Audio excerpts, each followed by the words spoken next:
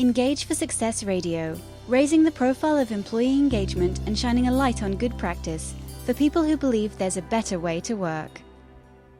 Good afternoon and welcome to Engage for Success radio show number 629, How to Navigate Your Career Like a Legend, Lessons in Leadership, Legacy and Learning from History's Icons. So today we're talking about how to enjoy a legendary career on your own terms. I'm Jo Dodds, your host for today. I'm an engagement consultant working within the Engage for Success core team. The Engage for Success movement is an inclusive movement committed to the idea that there is a better way to work by releasing more of the capability and potential of people at work. We spread the word about employee engagement and shine a light on good practice, inspiring people and workplaces to thrive. And we're widely supported across the UK, involving the public, private and third sectors. So if you go to our website, engageforsuccess.org, you can use the link at the bottom of the page to join our newsletter list, and all our social media links are there too. My guest today is Natalie Abou-Alwan, who's a lawyer and an author and illustrator. So welcome, Natalie. Thanks for joining me. Thank you for having me. Nice to be with you today. Lovely. So start by telling us a bit about you. And I'm interested particularly in the author and illustrator bit. As we're talking business, illustrator doesn't come up very often. So yeah, please do introduce yourself. Yeah, so Natalie Abou-Alwan. I have been a lawyer for over 25 years now, predominantly in the energy and commodities trading finance industries. And I worked at some of these behemoth organizations like JP Morgan and BP PLC. I've also worked in private practice. And really, I have always had an interest in corporate behaviors. And that's sort of how this book came about. So I started writing a few articles that got published in a magazine called The Lawyer magazine, and then they got reposted onto LinkedIn. And the first article I wrote had tens of thousands of hits on it pretty quickly, and a lot of people wanting to connect with me on LinkedIn, and it was all about Queen Bee syndrome. So I thought, wow, I'm really onto something here. And that's really when I started thinking about actually putting the book together. So the book is called, as you said, How to Navigate Your Career Like a Legend. And it's called Like a Legend, not because I think I am a legend, because far from it, but because I interweave true and what I think inspirational stories that can be applied to the workplace from legendary figures like Marilyn Monroe, Judy Garland, Quincy Jones, Elvis, the list goes on. And so, as you said, I've illustrated it because I kind of wanted to keep it an entertaining book that people would enjoy and use as a companion. So I've got the illustrations for each of the 12 chapters that are ink on paper. And I've also added some sort of journal style, a couple of journal style pages at the end of each chapter for the reader to sort of write their own thoughts, lists, comments, maybe light bulb moments. So as I sort of say, this is really meant to be a living and breathing companion, if you like, for people right from the start of their careers and straight through into leadership positions. Wow, okay, that sounds really interesting. So perhaps start by telling us a bit about the Queen Bee concept. Yeah, and if you've not experienced this, congratulations. But unfortunately, and from what I'm hearing more and more, is women are still experiencing this phenomenon of Queen Bee syndrome, which is basically a woman, usually in a position of power, who doesn't support, let's say, other women and doesn't extend the helping hand out to them for various reasons. And really all of it boils down to insecurities because they perceive the other women who are talented as threats to them. And so they practice a lot of different sort of traits that you find in the workplace. Could be silencing someone's voice, telling them they're too aggressive when they're not, spreading, if you like, untruths about the individual to kind of halt their career. And we see it time and time again. And eventually it really just leads to demotivation, often underconfidence, nervousness, anxieties of the person at the receiving end. So I kind of wanted to highlight it because I've realized that, yes, we talk about the sisterhood, And, don't get me wrong, it does exist and it's brilliant when it works. But in my perspective, just, where you feel that the female bias and prejudice shouldn't exist is where we're still finding it. And that's woman versus woman. It's really interesting. I was talking to somebody about that the other day about women in my career, sort of in previous roles, and how unhelpful they actually were, and Yeah. how it almost, well, not almost, it definitely should have been the other way. And I saw something this morning about a local. Uh, oh no, it was last night. I was reading Lancashire Life, and it was a lady Right. who built a whole international business around the whole concept, from from Lancashire, because of having those sorts of challenges and spotting that we should be supporting each other rather than the opposite. And I guess yesterday was International. I forgot what the word was. Women's Women's Day. Day. Yes, that's it. Was there a different title to it? So we're recording this on the right day, really. Exactly. Yes, exactly. But it's pervasive, unfortunately, and I've been at the receiving end two or three times in my career. And it's really the way I've written that particular chapter. I give practical tips to someone who is currently facing that on how they can navigate around that. So it's all in my book. But what I do as well, so that's kind of the ugly side of female behaviors in the workplace. But the beautiful side of female behaviors in the workplace is something I also talk about. And I use the true story of Marilyn Monroe actively sponsoring Ella Fitzgerald, who at the time was, this very shy female singer of color, and could, for segregation reasons in the US, couldn't manage a gig in, a predominantly white club, let's say.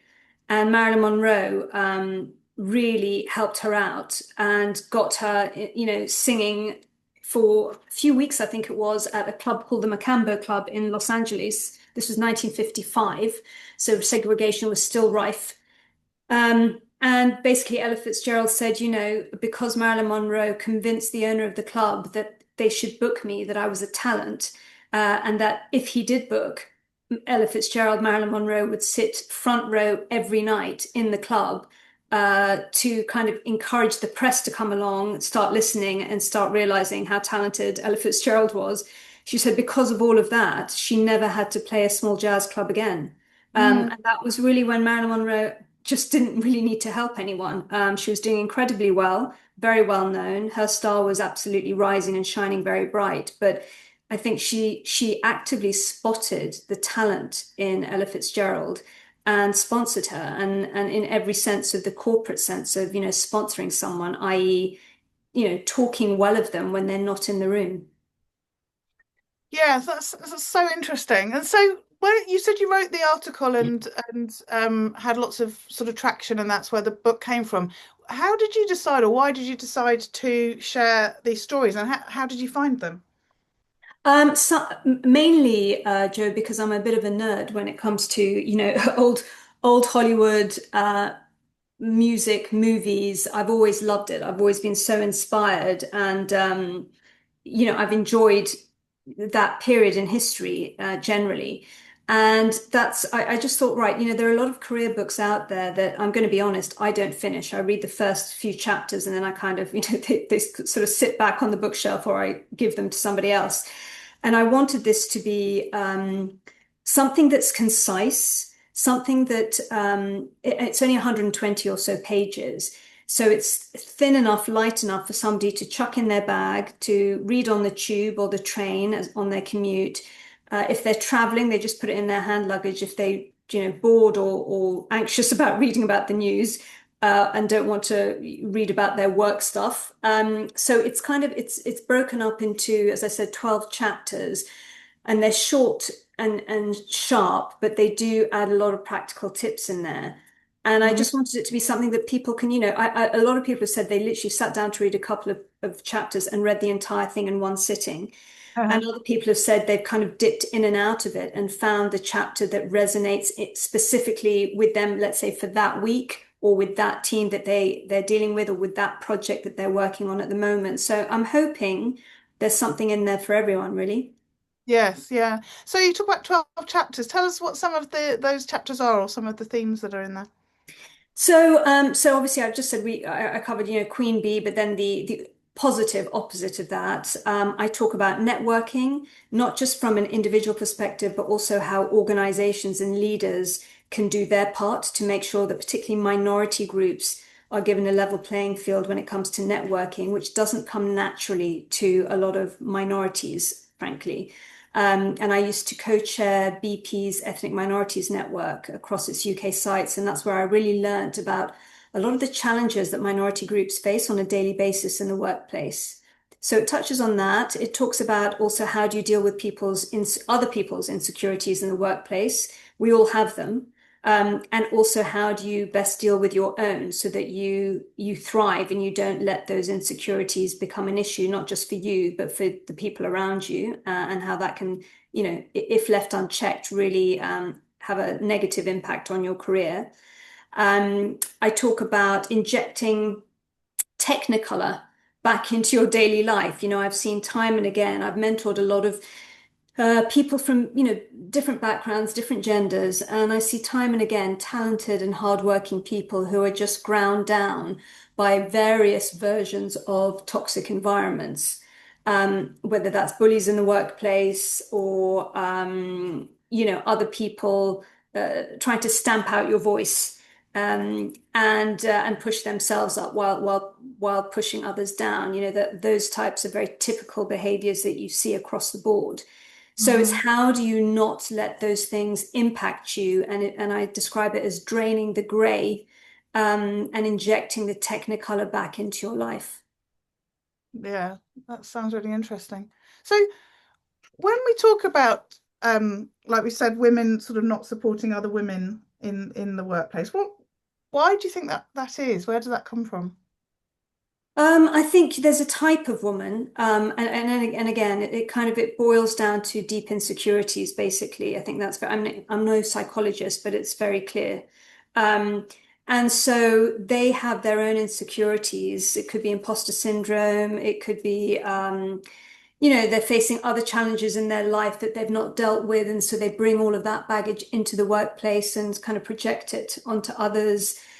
Sometimes, I sat for much of my career on testosterone-fueled trading floors, and I love the environment, but I think sometimes it can create in some women this sort of feeling that they need to replicate male behaviors on the floor to do well and to get by, and that kind of becomes ingrained in them. It's probably not a natural thing for them to do, but they probably have observed and thought, well, okay, I need to act more like this bloke, and therefore, that will equal success for me. And they sort of forget, the women who don't feel they have to mirror those behaviors, and they don't like, the competition of other talented people coming up through the pipeline. So, but as I say, I've seen some fantastic women on trading floors, particularly on the business side, they tend to be far more supportive of other women. And so I've seen the good and the bad. And I should also mention, actually, my book talks about one of my favorites, Elvis Presley, who we're hearing a lot about these days with the new movies that have come out about him. And how there are some amazing men who go out of their way to really support women in the workplace. And the example I use there is how he really supported and backed his backing singers who were women of color.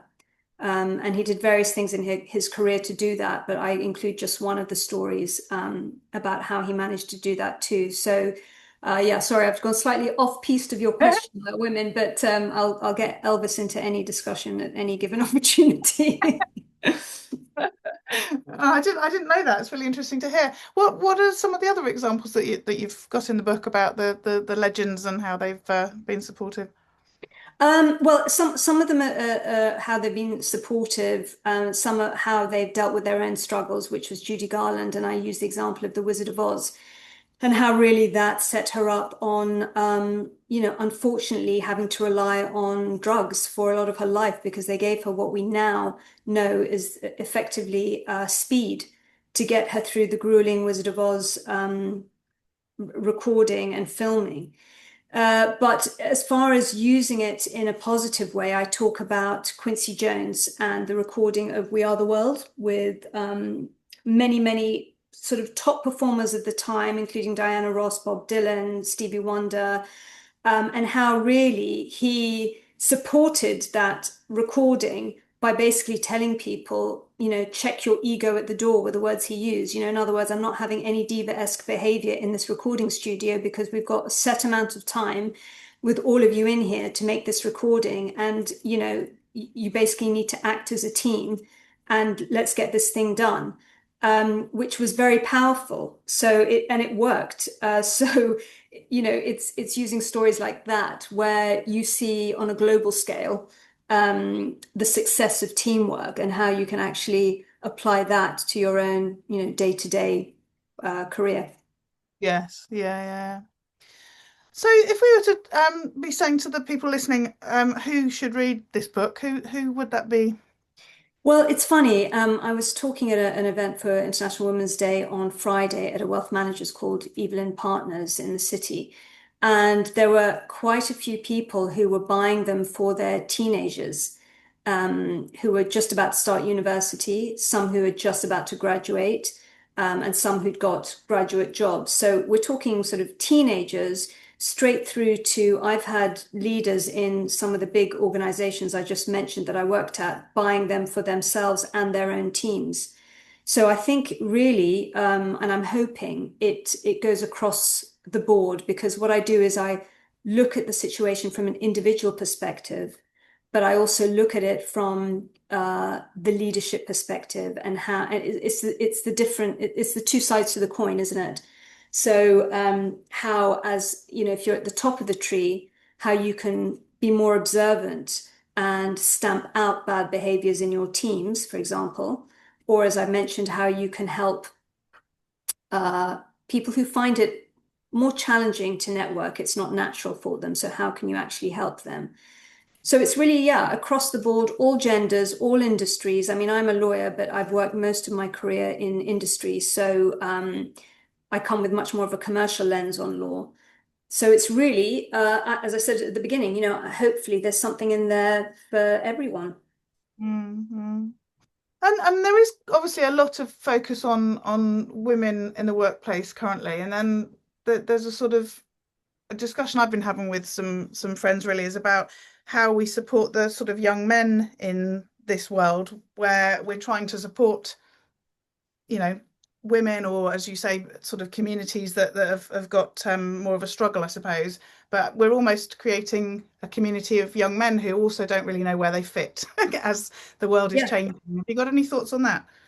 Yeah, I mean, I know there were some statistics fairly recently that it's actually white men or older, children, sort of say teenagers and young men from underprivileged backgrounds who are struggling the most um, with, securing jobs, with, focusing to get their exams done. And I do think there's a kind of a lost group there, if you like. People do talk about white privilege and that definitely exists. But I think, again, everything goes back to inclusivity. Diversity is one thing, but really making every single person feel that there's a space for them, including white men. And I've talked to a lot of white men who are, towards the end of their careers, and they sort of say, we're always branded as part of the problem and that, we need to be gotten rid of. But actually, we think we do have a lot of experience and we do have a lot of value still to add. So it stretches right across the ages there. But I think, having environments where, it has to start from the top, the leaders have to absolutely believe that it is right to have diversity and inclusion, more importantly, that it's not just paying lip service. I think there's we're seeing a lot of, wokeism, etc., being rolled back with Trump's inauguration, etc. And I think there's a lot of good work that has been done, and there was a really strong trajectory on that I hope just continues because we spend so much of our time at work and in the work environment. And, in order to cultivate and keep and nurture your talent, which really is your strongest asset, is your people, you need to have systems and frameworks in place where people genuinely believe that they're doing the right thing by being inclusive. And I think we see that in some companies, we don't see it genuinely in lots of other companies. Mm-hmm. So you've done a lot of research about legendary people. What if you had to meet somebody now and have a conversation with them? I don't know if it's somebody that you've mentioned in your book or just somebody else. Who would that be if you were going to, I don't know, have dinner with your legend? Who would it be? Yeah, I mean, I would obviously say Elvis Presley, but I probably wouldn't be having a conversation with him. I'd be looking at him in awe for most of the dinner and hoping he sings to me. I would probably say Elizabeth Taylor. She doesn't feature actually in this book. I am halfway through potentially a second book, and she may make an appearance there for any Elizabeth Taylor fans. But I think she lived such an extraordinary life. She was this absolute beauty, child star who, rocketed to fame at a very young age. She had a very public personal life. But she had some very loyal friends, and she was a supporter of some very important causes. For example, HIV, at a time when people were very scared of HIV. And it was branded a disease of gay people. And Elizabeth Taylor really, I think, helped to change that view and raise and advocate, if you like, for that cause. So she did some fantastic things in her life, and yet she was this absolute, beauty goddess of the screen, etc., who had a lot of heartache and a lot of loss, but she was incredibly resilient. And so I think she'd have a lot of interesting stories to tell. Yes, and I mean, how many times was she married? She Yeah, must exactly, exactly. And she had, a lot of surgeries. She lost one of her husbands very tragically when she was very young and had young children. Yeah, I think she had a very dramatic life on the screen and off the screen, and probably had a lot of pearls of wisdom that we could all benefit from today. Yes, yeah. So, just to finish, what sort of, we like to sort of be practical and think about sort of next steps for people listening. What would you say to people listening about things that they can be doing as a result of listening to us today? Well, I think first you go and buy the book. How to Navigate Your Career Like a Legend. If you hadn't caught it before, it's a long title. But I think from the feedback I've had so far, it definitely has been resonating with a lot of people of very different ages. So as I said, I hope there's something in there that's helpful, or shines a light, if you like, on a very different perspective for people on certain situations in the workplace and how they might be able to start actively looking for those situations themselves, whether it's actively looking out for talent to sponsor and advocate for, or helping groups who are struggling with, for example, networking or various other, insecurities that they might see in the workplace or within their teams. And you can follow me also. I'm on Instagram. It's at Natalie Abou-Alwan author. If you're interested to see the journey of this book. But ultimately, it's really to know that you have all the tools within you to deal with any challenging situation at work. And I think once you know that it's within you, then it gives this sort of sense of calm, if you like, Mm. and power that you can use yourself, and you have the choice. You either stick to that situation, or you have the choice to change things for yourself one way or another. Mhm. I was reading a post I put on Facebook a number of years ago the other day, and it says something about I'm always rubbish at quotes, but it was something about, if you don't like something, you can change because you're not a tree. Well, that's true. Yeah, exactly. I think of it as a sort of a watching, television. You've got the remote control. You can switch channels whenever you want. Yeah. If you don't like the way something's playing out, then there are active things you can do to make things better for yourself. And I'm hoping that there are some tips and some advice in the book that's helpful. Yes, yeah. Lovely. Thank you, Natalie. Thanks for your time today. It's been great. Thank you very much. And just to let you know, Jo Moffat will be back next week, and she's talking to Ellie Hulbert, who's a partner to execs and people leaders, and they're talking about designing human systems that work. Engage for Success Radio, raising the profile of employee engagement and shining a light on good practice for people who believe there's a better way to work.